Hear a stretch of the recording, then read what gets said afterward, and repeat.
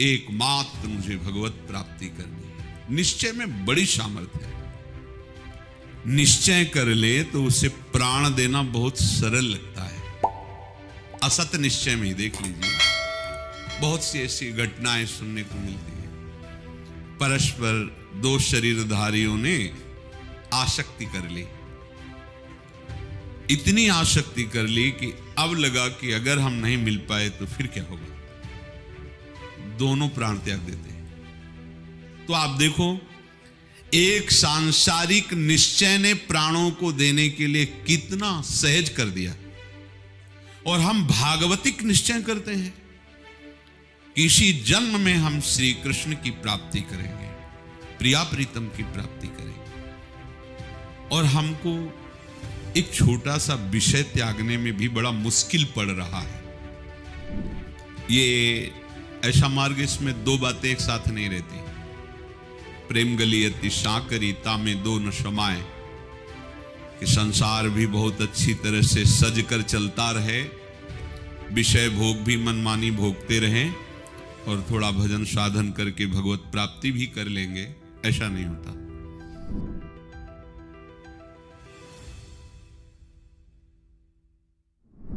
प्रभु करुणा करके वर्णन करते हैं, क्योंकि उनके बिना जनाए कोई जान भी नहीं सकता, ना उनके तत्व को, ना उनके रहस्य को, ना उनकी महिमा को। प्रभु को अगर कोई जानता है तो सिर्फ प्रभु जिनको जना दिए वही जानता है। तो प्रभु ने कृपा करके जब हमें आदेश दिया, उपदेश दिया, तो हमको प्राणपन से वैसे चलना चाहिए। नहीं तो ये ऐसा जादू का तमाशा है संसार, यद्यपि ये दुखालय है पर इतना प्रिय लगता है कि इससे हटने की बात सोचने में भय लगता है। जबकि इसका विस्मरण करना निर्भय पद है, इसका विस्मरण करना परम शांति परम आनंद का स्वरूप है। पर कैसा भ्रमात्मक जाल है कि भगवत प्राप्ति की बात सोचकर मन को भय लगता है, घबराहट पैदा होती है। कल एक संत भगवान ने प्रश्न किया था, भय लगता है, घबराहट पैदा होती है, ऐसा सबको होता है। ये विषयी मन जो वासनाओं में सुख ढूंढ रहा है, ये सच्चे सुख की बात सुनकर घबरा जाता है। बस इसको संभालना ही सब उपदेश का सार है। यदि मन सत्संगी हो गया तो आपका वो मित्र है, और यदि मन कुसंगी हो गया तो वही आपका सबसे बड़ा दुश्मन है, वही आपका नाश कर देगा। अविनाशी स्वरूप होते हुए भी बार बार जन्मना पड़ेगा, मरना पड़ेगा, और नाना प्रकार के दुख भोगने पड़ेंगे।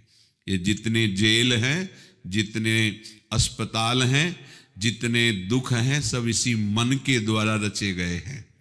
मनमानी आचरण के कारण ही हमें नरक आदि की यंत्रणा, पुनर्जन्म की यंत्रणा, भारी भारी दुख भोगने पड़ते हैं। मान लो, प्रभु की बात मान लो, तो इसी जन्म में आप खुद देखेंगे, आपको जिस सुख की खोज आप बहुत जन्मों से करते चले आ रहे हैं, विषयों में अभी तक नहीं मिला। आप थोड़ा प्रभु की बात मान लीजिए और इधर कदम बढ़ाइए अध्यात्म की तरफ, फिर आप देखेंगे जहां आपको थोड़ा सा भी सुखानुभूति हुई, फिर आप छोड़ नहीं सकते। पर पहले भगवत आज्ञा पर चलने के लिए आपको विषय त्याग जनित जो हृदय में ताप है उसे सहना होगा। वही ताप निष्पाप करके आपके हृदय को निर्मल करेगा। धैर्य पूर्वक प्रभु की अमृतमयी वाणी का श्रवण करें और उसको उतारने में परम लाभ अनुभव करें। यदि उतारते नहीं तो ठीक है, इतना समय मंगलमय गया, पर वो लाभ नहीं मिल पाएगा जिस लाभ के उद्देश्य से भगवान ने उपदेश किया है। जिसका मन भगवत स्वरूप में तन्मय हो गया है, ऐसा तन्मय हो गया जैसे भृंगी कीट ने दूसरी जाति के कीड़े को लाकर अपने घरौंदे में बंद किया और उसे बार बार छेड़ करके अपनी ध्वनि सुनाया, उसका प्रभाव ये पड़ा, भयवशात वो उसका चिंतन करते करते तदाकार हो गया। दो ही प्रकार से गाढ़ चिंतन होता है, या तो प्रेम से और या भयानक भय से। भय से वो गाढ़ चिंतन करने के कारण अन्य जाति का कीड़ा भृंगी कीड़ा बन गया, बिना शरीर छोड़े। वो अन्य जाति का था, तब वो तदाकार हो गया। हम तो प्रभु के ही अंश हैं। यदि हम तन्मय होकर दोनों पद्धति से, चाहे संसार से भयभीत होकर प्रभु का चिंतन प्रारंभ कर दे, या प्रभु को अपना प्रीतम मान करके प्यार से चिंतन प्रारंभ कर दे, किसी भी तरह से वृत्तियां प्रभु में जुड़े तो वो प्रभुमय ही हो जाएगा। ब्रह्मविद ब्रह्मयु भवति, वो ब्रह्म स्वरूप हो जाएगा, क्योंकि वो प्रभु का अंश है, वो अन्य जाति का नहीं है, वो प्रभु का ही है। प्रभु का अंश प्रभुमय ही है, पर अन्य को स्वीकार करने के कारण वो ये भाव भूल गया कि हम प्रभु के अंश हैं। वो इस प्रकृति के अंश में मैं आरोपित करके भटक गया। प्रभु कह रहे हैं, तदात्मान, जिसका मन तदाकार हो रहा है, तद्बुद्धयः, जिनकी बुद्धि तदाकार हो रही है, तन्निष्ठाः, जिनकी स्थिति परमात्म तत्व में हो गई है, तत्परायणाः, जो एकमात्र आराध्य देव के परायण हैं, जिनका आराध्य देव ही जीवन बन गए हैं, ज्ञान निर्धूत कल्मषाः, ऐसे जो विवेकी जन हैं, वो कल्मषाः, पाप रहित होकर शुद्ध हृदय वाले महात्मा फिर पुनः इस संसार चक्र में नहीं आते। फिर उनका जो परम पद है वो निश्चित है, पर ये स्थिति आवश्यक है आना। प्रभु का अनुभव जब करने के लिए मन व्याकुल होता है तो बुद्धि में एक ही निश्चय आ जाता है, मुझे भगवत प्राप्ति करनी है। ये ऐसा मार्ग, इसमें दो बातें एक साथ नहीं रहती। प्रेम गलियति शाकरी तामे दो न समाए, कि संसार भी बहुत अच्छी तरह से सज कर चलता रहे, विषय भोग भी मनमानी भोगते रहें, और थोड़ा भजन साधन करके भगवत प्राप्ति भी कर लेंगे, ऐसा नहीं होता। ये ऐसी सांकरी गली है, इसमें एक ही जाएगा, जहां राम तहां काम नहीं, जहां काम नहीं राम। या जब मैं था तब हरि नहीं, अब हरि हैं मैं नाही। ये प्रेम गलियति शाकरी तामे दो न समाहि। अगर बुद्धि का ये निश्चय है कि मैं पुरुष हूं तो स्त्री में आकर्षण होगा ही, मैं स्त्री हूं तो पुरुष में आकर्षण होगा ही, मैं शरीर हूं तो कामनाओं की भीड़ लग जाएगी, और लगी हुई है। मैं अमुक हूं, मैं अमुक हूं, मैं अमुक हूं, पद वाला, गुण वाला, धन वाला, जन वाला। यही है माया का भ्रमात्मक अविद्या जनित जाल, जिसमें हम बंध गए। जब एक बात केवल सत्संग से सुनकर के समझ में आई कि मैं प्रभु का अंश हूं, और ये मानव शरीर केवल अपने अंशी से मिलने के लिए मिला है, भगवत प्राप्ति के लिए, धैर्य पूर्वक बुद्धि से निश्चय किया, अब कैसी भी परिस्थिति हो, कैसा भी समय दुख देने वाला आए या सुख देने वाला आए, शरीर स्वस्थ रहे या अस्वस्थ रहे, लोग हमारा सम्मान करें अपमान करें, पर अब इस जन्म में अपने प्रधान कर्तव्य से मैं नहीं चूकूंगा। मुझे भगवत प्राप्ति करनी है, मुझे श्यामा श्याम से मिलना है। बस आपकी बुद्धि का यही निश्चय सबसे बड़ा परम पावन कार्य होगा। ऐसे निश्चय से जितनी पवित्रता आती, उतनी पवित्रता किसी भी तीर्थ या अनुष्ठान से नहीं आती, ध्यान रखना। ये जो हृदय को निष्पाप करती है वृत्ति, इससे बढ़कर कोई तीर्थ नहीं, कोई ज्ञान नहीं है, कोई अनुष्ठान नहीं है। ये निश्चय होना केवल वाणी से नहीं, वार्ता मात्र की बात नहीं है, ये अंतःकरण की बुद्धि से निश्चय करना। बस एकमात्र मुझे भगवत प्राप्ति करनी है। निश्चय में बड़ी सामर्थ्य है। निश्चय कर ले तो उसे प्राण देना बहुत सरल लगता है। असत निश्चय में ही देख लीजिए, बहुत सी ऐसी घटनाएं सुनने को मिलती हैं। परस्पर दो शरीरधारियों ने आसक्ति कर ली, इतनी आसक्ति कर ली कि अब लगा कि अगर हम नहीं मिल पाए तो फिर क्या होगा, दोनों प्राण त्याग देते हैं। ये हजारों घटनाओं में ऐसी बातें सुनने को मिलती हैं। हुआ क्या? निश्चय। अब हमारा जीवन आपका मिलना ही है, आप नहीं मिले तो जीवन नहीं। और अपने जीवन को नष्ट कर दिया। किसके कारण? अज्ञान की आसक्ति के कारण। शरीरों के मिलन को परम सुख मान करके बुद्धि से निश्चय किया कि ये शरीर हमें मिल जाए तो हमारा जीवन, अगर ना मिला तो जीवन नष्ट, और कर दिया नष्ट। जहर खा के, फांसी लगा के आ दिया। फिर जो दुर्गति उनकी होती है वो बड़ी भयावह होती है, क्योंकि ये मनुष्य जन्म आत्महत्या करने के लिए नहीं मिला है, ये भगवत प्राप्ति के लिए मिला है। और आत्महत्या करना ये सरकारी भी कानून से, यहाँ की भी मृत्युलोक के भी कानून से ये दंडनीय अपराध है। फिर भागवतिक कानून में तो इसकी बहुत बड़ी सजा मिलती है। आत्महनन गति जाए, मतलब सबसे ज्यादा दुर्गति उसकी होती जो आत्महत्या करता है। ये खिलवाड़ नहीं है।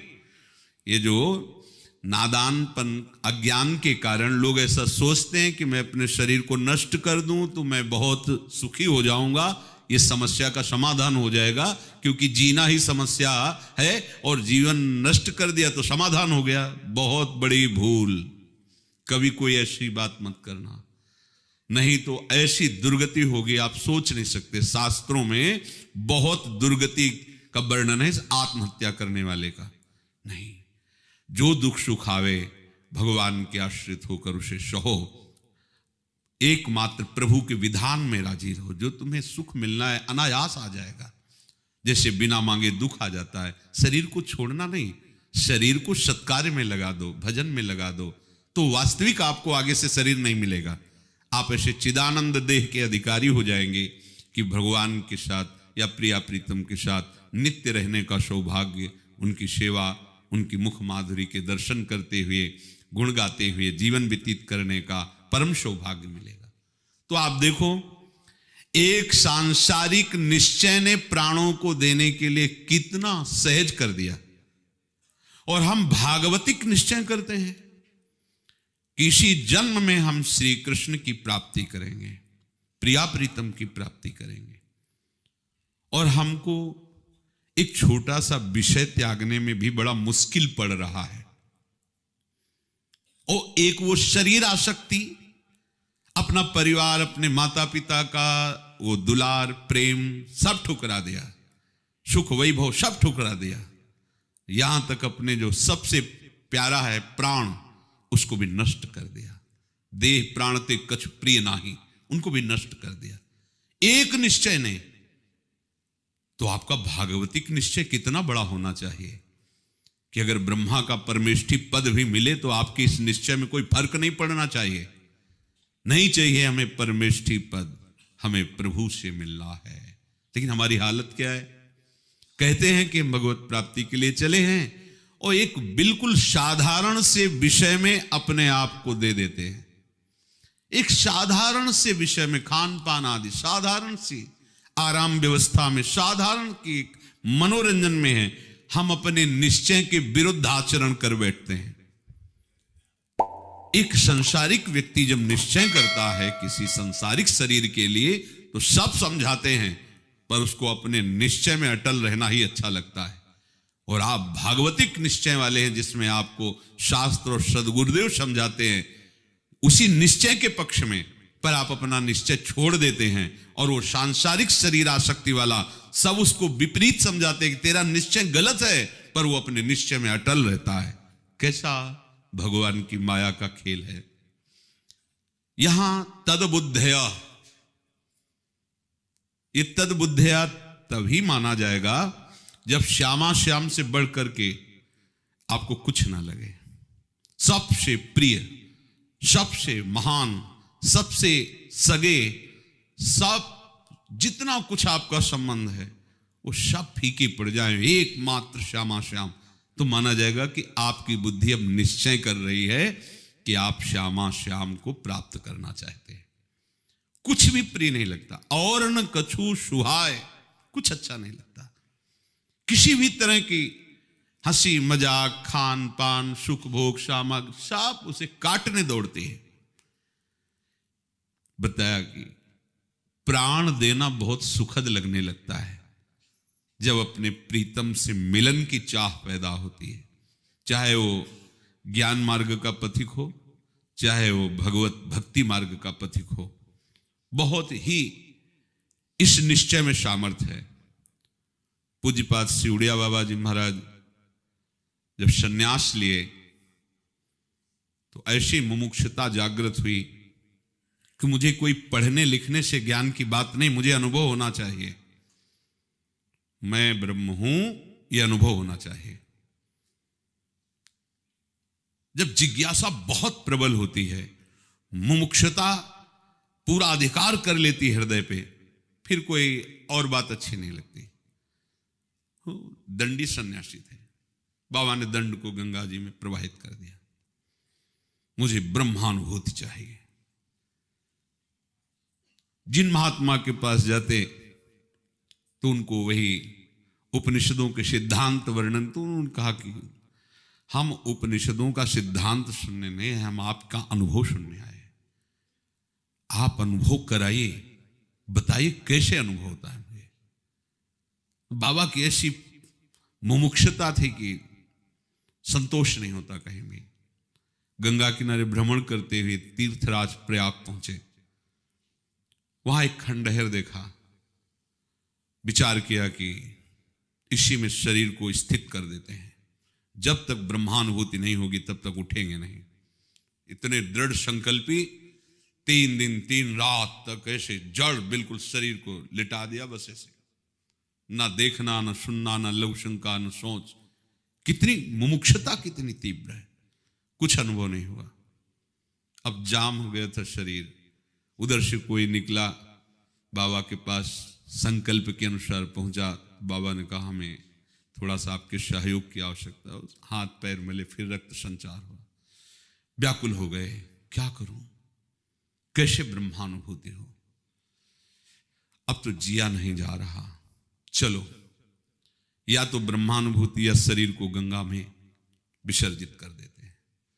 ब्रह्मानुभूति हो नहीं रही तो शरीर को क्या करें। तो एक गंगा जी की कगार में ऊपर खड़े हुए, पहले कमंडल फेंका, दंड तो पहले ही विसर्जन कर दिया था।